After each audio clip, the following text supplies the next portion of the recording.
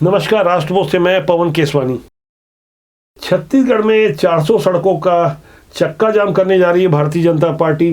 यहाँ जिस तरह का आंदोलन चल रहा है, वहाँ से एक बड़ा संदेश निकल कर आ रहा है कि आखिर भारतीय जनता पार्टी के कार्यकर्ता अचानक लगातार बड़े बड़े मुद्दों को सामने लेके आ रहे हैं। प्रधानमंत्री आवास योजना को लेकर दुर्ग में एक बड़ा घेराव धरना प्रदर्शन हुआ। वहां विधायक अरुण वोरा के घर जाकर भारतीय जनता पार्टी के कार्यकर्ताओं ने उन्हें समझाने की कोशिश की कि किस तरह से भारतीय जनता पार्टी के कार्यकर्ता आम जनता से जुड़े हुए मुद्दों को सामने लेके आ रहे हैं। हालांकि उस वक्त बड़ी नाटकीय स्थिति हो गई जब भारतीय जनता पार्टी के कार्यकर्ता कांग्रेस के सीनियर विधायक के घर पहुंचे और वो खुद लड्डू लेकर बाहर खड़े हो गए। उसके बाद भारतीय जनता पार्टी के कार्यकर्ताओं ने जोरदार नारेबाजी की और उन्हें भगवा गमछा पहनाने की कोशिश की। ये एक शुरुआत भर थी। इसके बाद भारतीय जनता पार्टी के कार्यकर्ता पूरे छत्तीसगढ़ में कमोवेश ऐसे ही हालात लेकर 17 फरवरी को सड़कों पर उतर रहे हैं। इससे पहले बस्तर के 12 सीटों में यानी 12 विधानसभा सीटों में भारतीय जनता पार्टी के कार्यकर्ता आईजी दफ्तर के अलावा तमाम जगहों पर धरना प्रदर्शन दे रहे हैं। वो अपनी बात जिस ढंग से रख रहे हैं वो बड़ा ही संवेदनशील विषय है। वो विषय है कि भारतीय जनता पार्टी के कार्यकर्ताओं की सिलसिलेवार ढंग से हत्या हो रही है। पहली हत्या जो भारतीय जनता पार्टी बता रही है, हालांकि कांग्रेस सरकार इसे हत्या मानने से इनकार कर रही है। वो तारीख थी 16 जनवरी की, जब बुधराम ककेम की संदिग्ध परिस्थितियों में लाश मिली थी।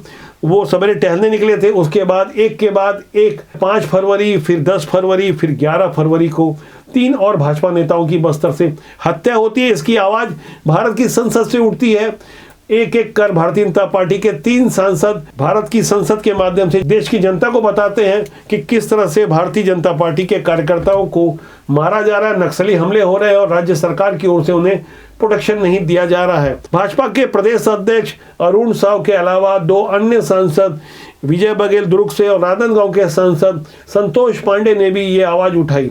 अब जिस ढंग से भारतीय जनता पार्टी नई रणनीति के हिसाब से चक्का जाम कर रही है, 17 फरवरी को छत्तीसगढ़ की सड़कों को जाम किया जाएगा, रोड में उतरकर प्रदर्शन किया जाएगा। वहां से एक संदेश तो साफ है कि आने वाले दिनों में जब 2023 में चुनाव की तारीखें नजदीक आती जाएगी, तब ऐसे ही आंदोलन और बड़े और बृहद रूप में होने वाले हैं। भारतीय जनता पार्टी के नेताओं के साथ जगह जगह जो बैठकें ले रहे हैं क्षेत्रीय संगठन महामंत्री अजय जामवाल, ये संगठन के लिए जो पूर्णकालिक प्रचारक हैं, अपना जो योगदान दे पा रहे हैं, अपने अनुभव से जिस ढंग से कार्यकर्ताओं को रिचार्ज कर रहे हैं, इसे भी समझना होगा।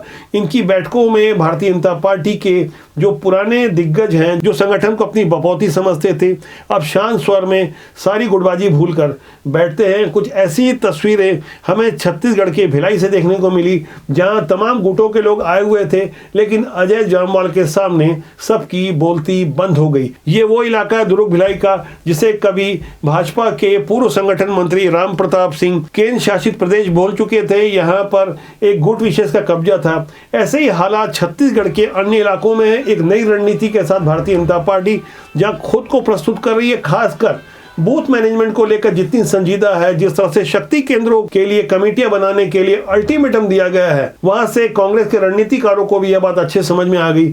अब लड़ाई वैसी नहीं है जितनी हल्की समझी जा रही थी। दरअसल भारतीय जनता पार्टी ने बिना किसी चेहरे के चुनाव लड़ने की जो रणनीति बनाई है, वहां कांग्रेस जब अपने मुख्यमंत्री के चेहरे के रूप में सीएम भूपेश बघेल को प्रस्तुत कर रही है, ऐसे में यहाँ समझने वाली बात यह होगी कि यहाँ विचारधारा लड़ेगी और एक तरफ सीएम भूपेश बघेल का चेहरा होगा। इस तरह से तमाम संवेदनशील मुद्दों को भी सामने लाया जा रहा है। कई जगह हिंदू मुस्लिम और हिंदू राष्ट्र जैसी बातें उठती है। यहाँ कांग्रेस के नेता हालांकि कहीं कहीं बैकफुट पर नजर आते हैं और हमलावर भी दिखते हैं, लेकिन भारतीय जनता पार्टी अब धीरे धीरे जिस तरह से खुलकर अपनी बातों को रख रही है और प्रदर्शन कर पा रही है, और जिस ढंग से कार्यकर्ताओं को रिचार्ज करने के लिए अजय जामवाल के साथ पवन साय और संगठन के तमाम लोग लगे हुए हैं, यहाँ ऐसा कोई एक दिन नहीं होता होगा जब संगठन में जिन्हें पद दिया गया है उनसे काम नहीं लिया जा रहा होगा। प्रदेश से लेकर मंडल स्तर के सारे पदाधिकारियों को पार्टी मुख्यालय से फोन भी जाता है, उनसे संपर्क भी किया जाता है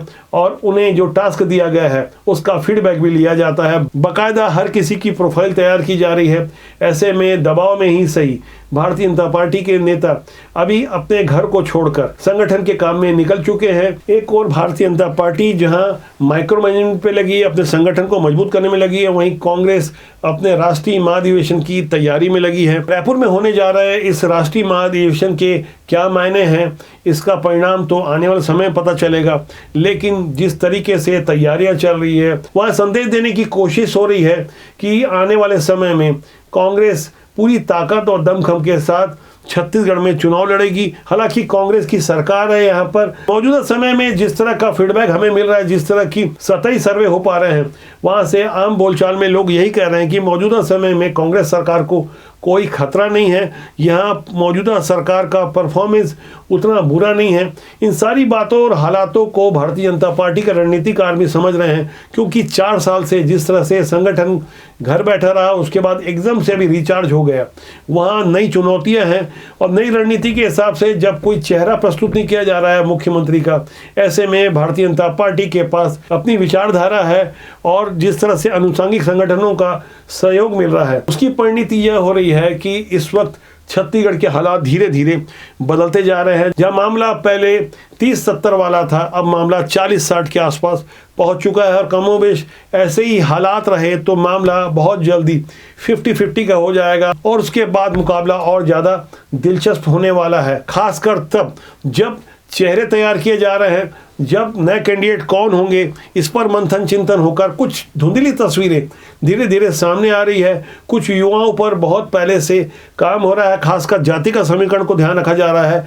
ओबीसी वर्ग के मतदाताओं के अलावा आदिवासी और अनुसूचित जाति के लिए फोकस किया जा रहा है। यहाँ गौर करने वाली बात यह है कि अनुसूचित जाति का एक बहुत बड़ा वर्ग जो कि सतनामी समाज से नहीं है, ऐसे जो अन्य समाज हैं उनके भी चेहरों को तराशा जा रहा है, उन्हें भी चुनाव में उतारने की तैयारी चल रही है। कुछ नाम तो स्पष्ट रूप से हमारे पास आए हैं जिनके लिए बहुत ज़्यादा मेहनत की जा रही है। यहाँ नई रणनीति के हिसाब से खासकर युवा और पढ़े लिखे लोगों को ज़्यादा मौका देने की कोशिश हो रही है। लगातार ओपी चौधरी जो भारतीय जनता पार्टी का एक बेहद पढ़ा लिखा और एक युवा चेहरा है और ओबीसी वर्ग से भी आते हैं, उनकी ओर से लगातार मीडिया में आकर जिस तरह से राज्य की कांग्रेस सरकार को घेरा जाता है। अभी हाल में जो पीएससी के एग्जाम हुए उसमें जो गलत क्वेश्चंस आए, वहाँ क्वेश्चंस के बारे में जिस तरह से घेराबंदी ओपी चौधरी ने की और जिस तरह से अपनी बातों को रखा, यहाँ से भाजपा युवाओं को संदेश देने में सफल हो पा रही है। भारतीय जनता पार्टी की सरकार युवाओं के साथ है। भाजपा की ऐसी सारी रणनीतियों को कांग्रेस के रणनीतिकार अच्छी तरह समझ रहे हैं, लेकिन फिलहाल जहां पूरा ध्यान राष्ट्रीय महाधिवेशन में है, ऐसे में कांग्रेस के प्रवक्ताओं की ओर से कोई तीखे हमले नहीं किए जा रहे हैं, कोई ऐसी बयानबाजी नहीं दी जा रही है जिससे माहौल संवेदनशील हो जाए। जिस तरह से छत्तीसगढ़ और देश भर की राजनीति में जो बदलाव हो रहा है और खासकर युवा और प्रोफेशनल्स राजनीति से जुड़ रहे हैं, यहाँ खासकर युवाओं में इस बात का क्रेज है कि राजनीति के माध्यम से साफ सुथरे तरीके से खुद को प्रस्तुत कर किस तरह से समाज के साथ खुद को जोड़ा जा सकता है। पहले राजनीति को अस्पृश्यता से जोड़ के देखा जाता था, अछूत माना जाता था, समाज का एक बहुत बड़ा वर्ग जो जुड़ना नहीं चाहता था। अब राजनीति की सूचिता को समझते हुए राजनीति में साफ सुथरापन ला करके हम किस तरह से समाज का अच्छा कर सकते हैं। सोशल मीडिया का दौर है, काफ़ी चीज़ें अच्छी चीज़ें ट्रेंड करती है। शायद यही कारण रहा होगा कि अच्छे प्रोफेशनल अच्छी मल्टीनेशनल कंपनियों की जॉब छोड़कर अब राजनीति से जुड़ रहे हैं। हमारे पास कुछ ऐसे ही बड़े नाम हैं, इन पर हम बहुत जल्दी वीडियो बनाएंगे और आप तक प्रस्तुत करेंगे जिससे समाज में राजनीति की सूचिता का एक बेहतर संदेश जा सके। राजनीति बुरी नहीं है, राजनीति में काम करने वाले लोग अच्छे या बुरे हो सकते हैं। इस बारे में आपकी क्या राय है कमेंट सेक्शन में जाकर जरूर लिखिएगा। और राजबोध आपका तो जनमंच है, इसलिए मैं चाहूँगा यदि आपने इस जनमंच को सब्सक्राइब नहीं किया तो कृपया सब्सक्राइब कर लें, जिससे आपका और हमारा साथ और ज़्यादा मजबूती से बना रहे। नमस्कार।